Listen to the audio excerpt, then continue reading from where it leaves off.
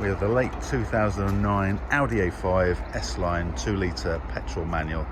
It's the 211 brake horsepower model, and it's got 94,000 miles on the clock, and it's the category M, which is non-structural from the insurance company. Right, so around the front, nice and straight and clean.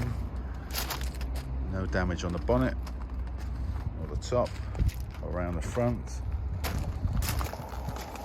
down that side, nice and clean and straight. It is covered in this sand, I do apologise. I think it's coming out from the Sahara. They're giving us a bit of a present for the summer.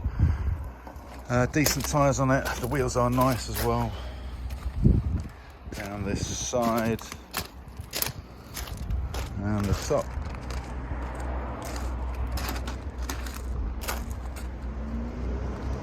And around the back. Nice and straight and clean. And in fact, all the way down this side as well. And you may say, where's the damage? Well, it's just clipped this corner here. And I've actually had a paintless dent removal guy just make that little dent slightly nicer. When it goes for paint, it doesn't have any filler on it.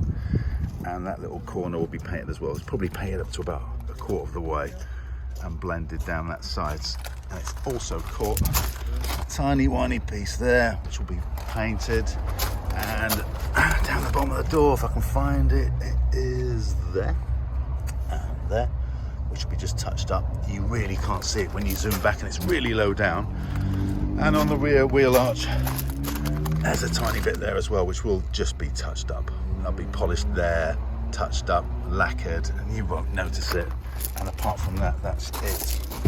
And also, that window is bust, so it's been fitted a new window, straight in, pretty standard stuff.